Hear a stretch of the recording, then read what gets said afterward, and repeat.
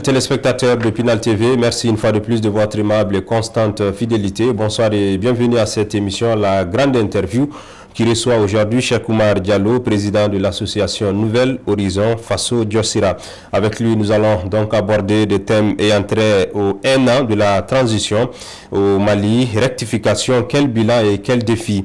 La nouvelle loi électorale adoptée par le Conseil national de transition par 115 voix pour 3 contre et 0 abstention. Troisième et dernier thème de cette émission, massacre à Dialassagou et dans 2 autres localités environnantes le week-end dernier où 132 civils ont été tués par des djihadistes. Mesdames, Messieurs, merci une fois de plus de votre aimable attention à cette émission, la grande interview que nous recevons ce soir sur notre plateau. Je l'avais dit, Cheikh Oumar Diallo, merci d'avoir accepté notre invitation. Bienvenue. Merci beaucoup Amadou. Alors ma première question, nous savons que vous dirigez donc une association. Alors parlez-nous de cette association, elle a été créée en quelle année? Quelles sont ses principales missions et ses objectifs? Bien écoutez, je sais qu'on va en parler un peu plus tard dans cette interview, mais je tiens avant tout propos à présenter mes plus sincères condoléances aux familles de toutes les victimes des récentes tueries qui ont endeuillé notre pays, aussi bien au nord du Mali qu'au centre, parce que c'est une véritable tragédie. J'espère que justice sera rendue à ces victimes-là et que la paix reviendra dans ces localités. Maintenant, comme vous l'avez dit, je suis à la tête d'une association qui s'appelle l'association Nouvel Horizon Faso Diossira. C'est une association que nous avons créée l'année dernière, au mois d'août dernier, dans le but d'apporter notre petite pierre à l'édifice de la construction nationale en faisant la promotion de la bonne gouvernance et en luttant pour le renforcement de la culture démocratique dans notre pays. Nous sommes partis du constat qu'aujourd'hui le Mali est dans une situation extrêmement précaire. Situation d'insécurité, c'est vrai. Situation de tension économique, c'est vrai également. Situation de tension diplomatique, tout également. Mais il y a aussi et surtout une situation qui est liée à la perte d'un certain nombre de repères qui sont ceux de la démocratie, ceux également du vivre ensemble et de la volonté des uns et des autres d'avoir une gouvernance beaucoup plus forte, une gouvernance beaucoup plus améliorée et une gouvernance qui soit à l'image de notre pays. Et donc nous avons estimé qu'il était important de nous donner la main pour essayer de dégager un certain nombre de pistes de travail à partir desquelles nous pourrions contribuer justement à l'amélioration de la gouvernance dans notre pays et surtout au débat sur la manière dont nous devons, comme tout le monde utilise le mot, refonder notre démocratie et refonder surtout le type de pratique démocratique que nous avons dans notre pays pour que les citoyens aient un nouveau regard sur le Mali et un nouveau regard sur son fonctionnement. Donc l'association, depuis sa création, a mené un certain nombre d'activités qui sont des activités principalement de formation, parce que nous sommes convaincus que tout se joue au niveau du savoir et de la compétence. Et donc, nous avons organisé des formations à l'endroit de certains membres et de certains qui voulaient tout simplement bénéficier de ces formations-là. Nous sommes également actifs sur le terrain rédactionnel. Nous produisons des documents qui visent à apporter des propositions aux autorités de la transition ainsi qu'aux acteurs dans différents secteurs. C'est ainsi que, à l'entame des Assises nationales de la refondation, nous avons publié un document de proposition pour la réussite de la transition. Nous sommes également très fortement engagés pour ce que notre pays puisse retrouver l'ordre constitutionnel dans des délais raisonnables. Et donc notre association, en collaboration avec d'autres structures, travaille à faire en sorte que ce repère, qui est le retour à un ordre constitutionnel normal, ne soit jamais oublié. Donc, alors, est-ce que vous militez au compte d'une quelconque organisation politique? Oh non, non, j'étais dans un parti politique, hein, je crois que vous le savez déjà, mais j'ai démissionné de ce parti au mois de juillet de l'année dernière, et depuis je pense que il faut prendre un temps de la réflexion, un temps qui nous permet de retrouver nos repères politiques. Et donc, dans ce temps-là, je suis revenu à ce qui est la base même de mon engagement, hein, c'est-à-dire le travail au service du Mali et des Maliens à travers un engagement citoyen, associatif. Donc, nous sommes purement et exclusivement dans ce canal-là. Et bon, si Dieu le veut et si le temps nous le prête, eh bien, nous aurons certainement à donner notre avis lorsque les choses seront un peu plus claires, notamment sur la question du calendrier de la transition. Alors, jusqu'où votre association est implantée? Est-ce que vous maintenez des relations avec les autres partis politiques? Ben écoutez, effectivement, notre association, c'est comme je vous l'ai dit, c'est une jeune association qui est née juste en août dernier. Et donc, nous n'avons pas la prétention de dire que nous sommes présents sur tout le territoire national, dans toute la diaspora. Ça, ce serait vraiment illusoire et totalement irrespectueux à l'endroit de vos téléspectateurs. Nous sommes essentiellement implantés pour le moment dans le district de Bamako. Nous avons des points focaux dans quelques localités de l'intérieur, mais c'est vraiment des points focaux. Et donc, nous allons à notre rythme. Hein, c'est un rythme associatif, c'est un rythme d'une période telle que la nôtre de transition, une période d'insécurité également, qui complique un peu l'engagement citoyen. Mais bon, nous sommes confiants et puis nous pensons que voilà, aujourd'hui, le plus important, c'est vraiment de contribuer à ce que notre pays réussisse à se relever et que les fils et les filles du pays parviennent à se donner la main surtout. Parce qu'aujourd'hui, on est dans une situation où il y a une vraie fracture. Il y a beaucoup de tensions. Il y a également un très grand sentiment de rejet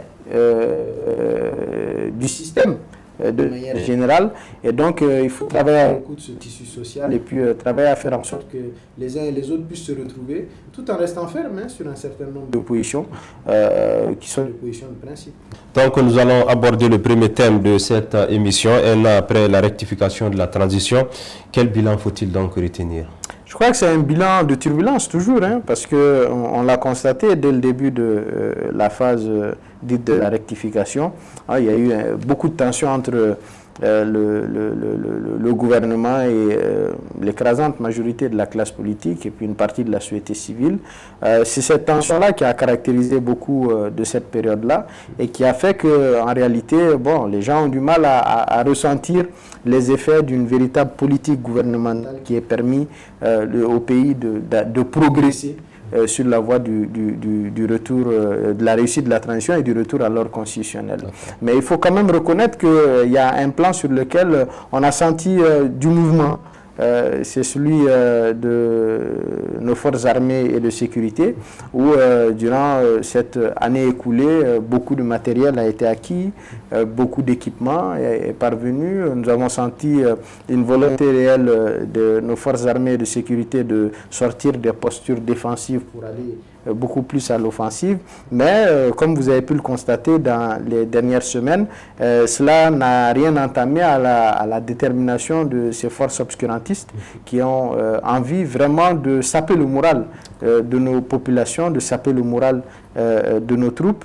Et donc c'est pour cette raison que je pense que voilà, cette montée en puissance qui est annoncée depuis plusieurs semaines et qui est louable, doit se poursuivre, doit se renforcer parce que ce n'est pas uniquement les effets d'annonce qui vont permettre d'avoir de bons résultats, mais il va falloir encore davantage travailler au renforcement à proprement dit de cela. Maintenant, ça c'est sur le plan sécuritaire. Je crois que sur le plan de la préparation des élections, on a tout récemment noté l'adoption de la loi électorale qu'on aura certainement l'occasion de discuter, qui constitue une étape importante dans le processus de la transition.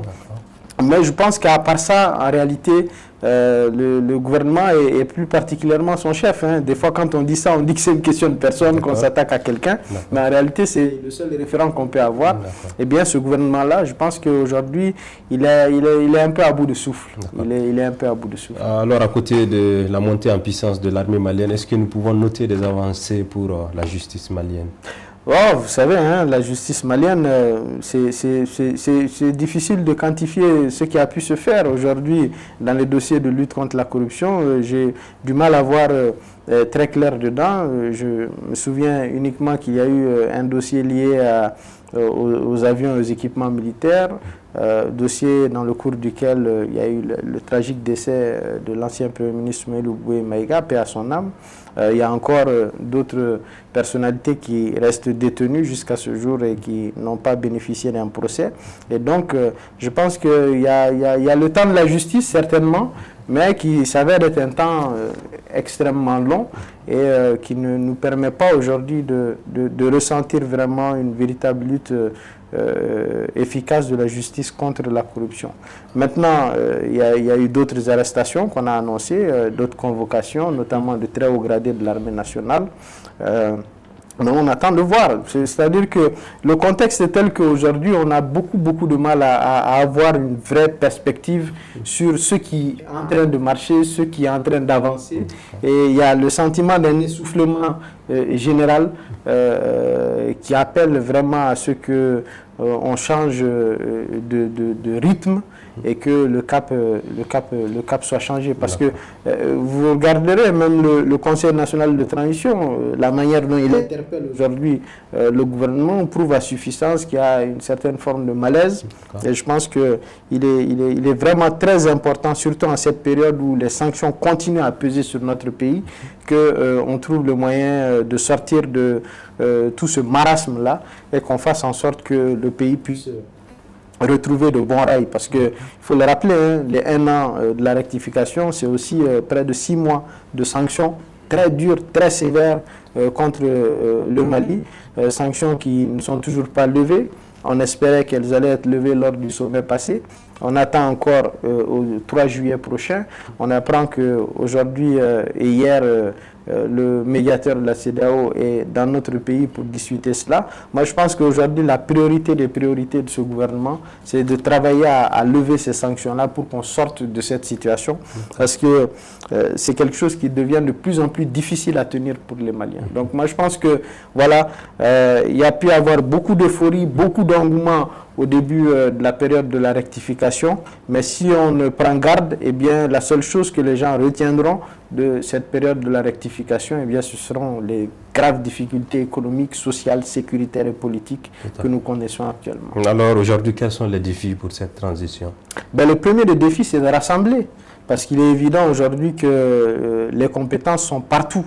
Elles sont de tous les côtés et c'est ces compétences-là qu'il faut rechercher, rassembler, rassurer pour qu'elles puissent se mettre au travail exclusif de la réussite de la transition sans prise de parti et sans animosité. C'est le premier des défis. Et je crois que c'est ce que le président de la transition même a senti, puisque dans le dernier communiqué du Conseil des ministres, on a noté très clairement que le président tenait à ce qu'il y ait beaucoup plus d'inclusivité, que le gouvernement travaille à rassembler davantage les Maliens autour des réformes politiques et institutionnelles à venir. Et donc ça nous amène au deuxième sujet qui est la priorité. Ce sont ces réformes politiques et institutionnelles à venir.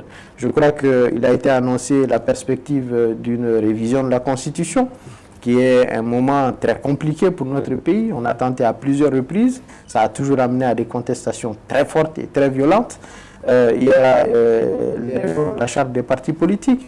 Il y a des réformes majeures qui sont là et qui vont notamment conduire à l'adoption d'un calendrier global électoral qui pourrait avoir un scrutin référendaire, un scrutin législatif, communal, régional, présidentiel également.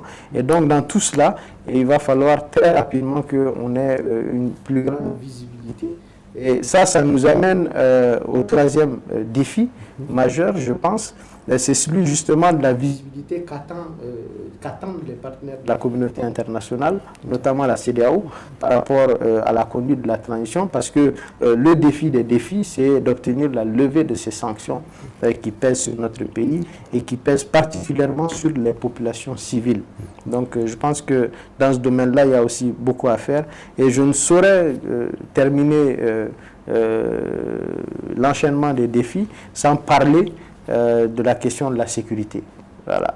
Et je pense que celle-là, c'est la priorité des priorités, parce que nous ici, on est très tranquillement en train de tenir cette interview, mais il y a des populations qui vivent dans des zones où cela fait des années et des années qui n'ont pas connu le répit, ni la paix, ni la sécurité, et où le risque de crise alimentaire aiguë est de plus en plus croissant.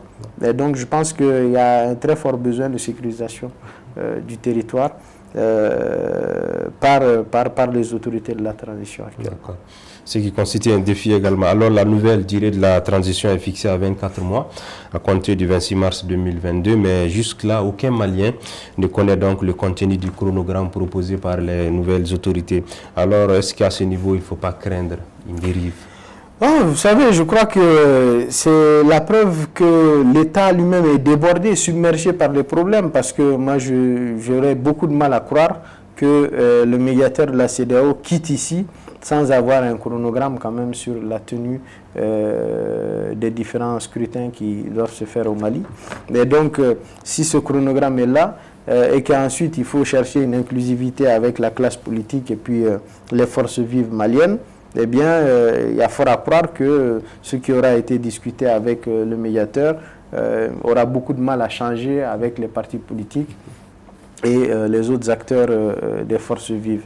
Et donc, voilà, c'est cet empressement permanent qu'il y a à apporter des réponses à gauche et à droite un peu trop rapidement qui risque d'être une difficulté. Donc, moi, je pense que les 24 mois, vraiment, c'est déjà quelque chose qui semble être acté, puisqu'il y a un décret qui a été pris en ce sens-là. Et donc, il va falloir travailler à ce que cette fois, ce délai-là soit véritablement respecté et qu'il nous permette de retrouver un ordre constitutionnel le plus rapidement possible. D'accord. Alors, nous allons aborder le deuxième thème de cette émission. La nouvelle loi électorale a été adoptée par le Conseil national de transition par 115 voix pour 3 contre 0 abstention. Alors, quelle lecture faites-vous justement de ce projet de loi? Ben, c'était prévisible que cette loi électorale entraîne ce problème que nous vivons aujourd'hui. Vous n'êtes pas sans savoir les tensions qu'il y a entre le Conseil national de la transition et le gouvernement. C'est des tensions qui existaient entre le gouvernement et puis la classe politique déjà auparavant. Il y a eu un atelier, une table ronde qui avait été organisée au CICB, qui n'a pas enregistré la participation même de la moitié de la classe politique, en tout cas représentative, et donc qui a entraîné à l'adoption d'un texte comme ça que le gouvernement a voulu prendre et rafistoler en quelque sorte. Donc ce document-là, une fois pris, il a été présenté le 3 décembre, comme l'ont indiqué les membres du CNT à leur organe législatif.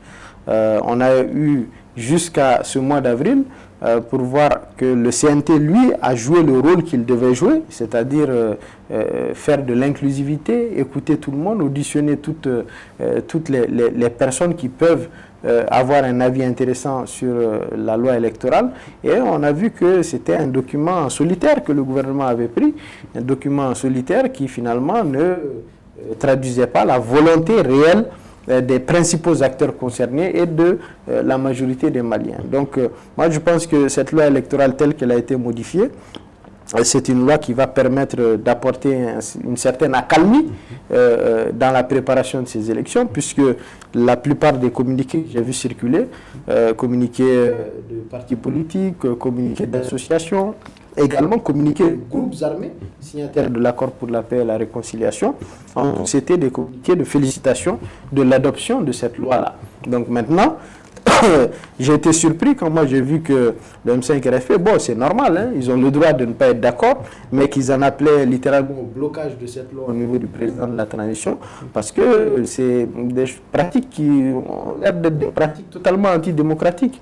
Le jeu a été respecté de bout en bout par le Conseil national de la transition qui a fait le jeu des amendements. Les amendements ont été adoptés, le gouvernement a eu l'occasion de répondre durant la plénière. Le texte est passé. Maintenant, il faut qu'on avance. Parce qu'on ne peut pas reculer. La non-promulgation de cette loi-là, ça viendrait faire planer le doute même sur l'organisation de ces élections dans les bons délais. Parce qu'il y a une autorité indépendante à mettre en place, il y a un nouveau mécanisme électoral à instaurer pour faire en sorte que les délais soient respectés. Il faut travailler dès demain et le plus rapidement possible à l'adoption de cette loi.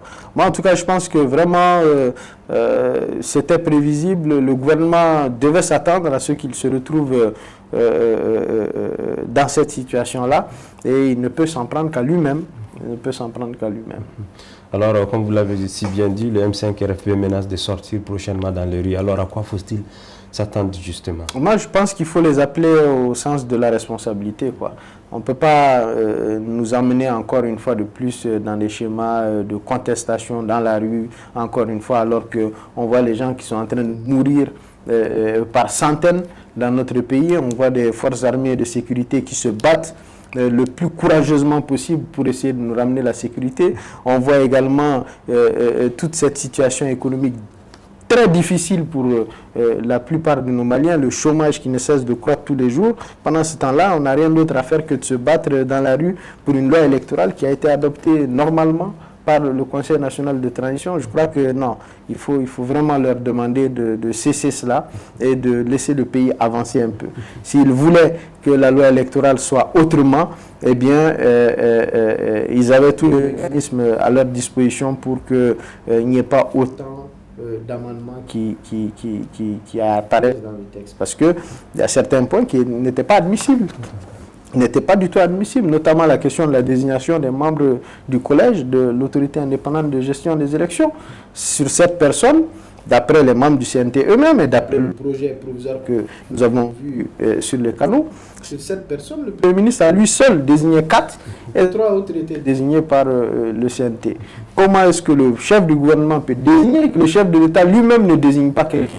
Comment est-ce qu'on peut même imaginer ça dans un texte? Au-delà de ça, comment est-ce qu'un seul chef de gouvernement qui, au final, voilà, n'a sa légitimité qu'à cause d'un décret signé par le président de la transition, peut lui décider d'avoir le contrôle de cette autorité de gestion des élections qui est censée être indépendante. Donc, moi, je pense que ça, c'était un point majeur d'achoppement. Il y en a d'autres qu'on n'aura certainement pas le temps de discuter ici. Mais moi, je pense que, voilà, le résultat final obtenu, c'est vrai qu'aucune loi n'est parfaite, mais globalement, c'est un résultat qui a été suffisamment satisfaisant pour que les principaux concernés, c'est-à-dire la classe politique, n'y trouvent rien à redire. D'accord. Alors nous allons aborder le troisième et dernier thème de cette émission, massacre à Dialassagou et dans deux autres localités où 132 civils ont été tués par des djihadistes. Est-ce la conséquence du départ de la force Barkhane du Mali? Non, je ne pense pas. Je ne pense pas que ce soit uniquement cela. Bon, ça a pu avoir un rôle minime dedans, mais c'est pas la cause principale. La cause principale, c'est lié principalement à la détérioration depuis plusieurs années de cette situation sécuritaire, au fait que l'État a du mal à retourner dans ces localités-là, et que les services sociaux et les services administratifs et sécuritaires ne sont plus très présents dans ces localités-là. Et au-delà de ça, qu'aujourd'hui, les groupes terroristes sont dans ce harcèlement permanent des populations.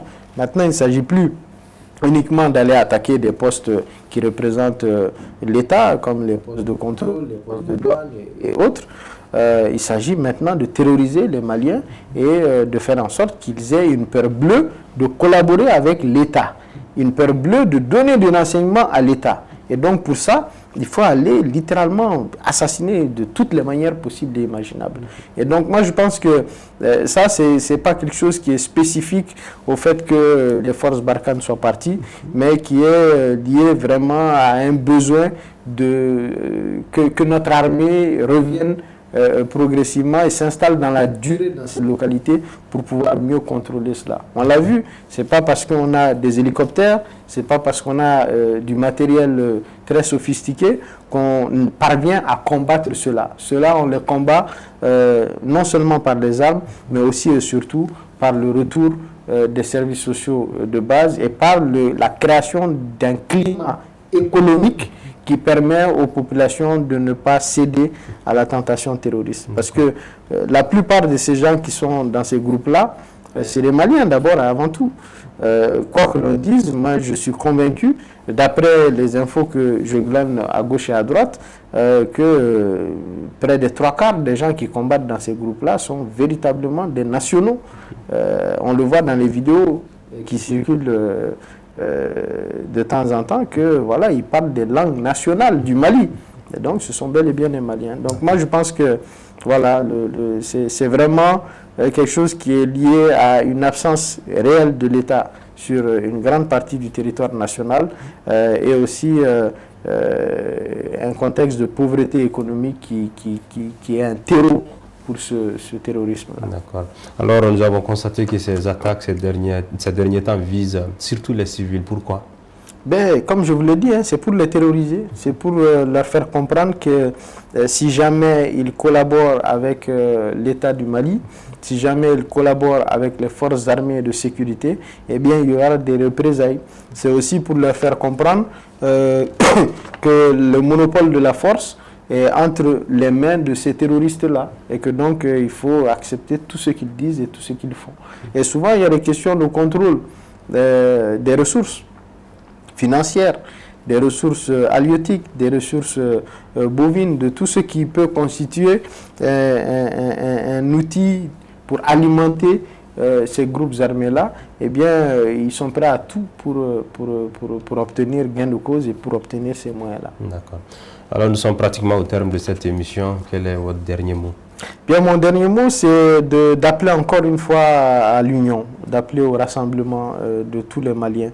Parce qu'aujourd'hui, c'est clair, le travail fractionnel, le travail partisan ne réussira jamais, jamais au grand jamais à sortir le Mali de la situation dans laquelle il est. Il faut vous souvenir que nous avons 30 années d'une éducation nationale totalement détruite, avec des recrutements totalement aléatoires dans tous les secteurs publics, même dans le secteur privé. Nous avons une situation générale qui est très inquiétante et qui appelle à ce que tous les dignes fils et toutes les dignes filles de notre pays se retrouvent pour faire en sorte de relever notre pays. Il faut qu'on soit prêt à des sacrifices et qu'on cesse de se regarder en chien de faïence également. Que les gens cessent en permanence de voir des intentions cachées à gauche et à droite de tout le monde. Et qu'on comprenne que vraiment le Mali aujourd'hui est au bord de la catastrophe et du gouffre. Et que pour l'empêcher de tomber dans ce gouffre-là, c'est à nous de travailler à nous unir et à aller de l'avant. D'accord. Merci beaucoup d'avoir accepté notre invitation. Merci beaucoup. Ainsi se referme cette émission, la grande interview, je rappelle, qui recevait donc M. Cheikh Oumar Diallo, président de l'association Nouvel Horizon Faso Diossira. Donc avec lui, nous avons abordé des thèmes ayant trait à la rectification de la transition, quel bilan et quel défi la nouvelle loi électorale adoptée par le Conseil national de transition CNT par 115 voix pour 3 contre et 0 abstention. Massacre à Dialassagou et dans 2 autres localités environnantes le week-end dernier où 132 civils ont été donc exécutés par des djihadistes. Voici entre autres les thèmes que nous avions abordés au cours de cette émission avec M. Cheikh Oumar Diallo. Je le rappelle une fois de plus, c'est lui le président de l'association Nouvel Horizon Faso Diossira. Merci une fois de plus d'avoir accepté notre invitation. Merci beaucoup, merci à vous. Passez un excellent moment en compagnie des programmes de Pinal TV. Bonsoir.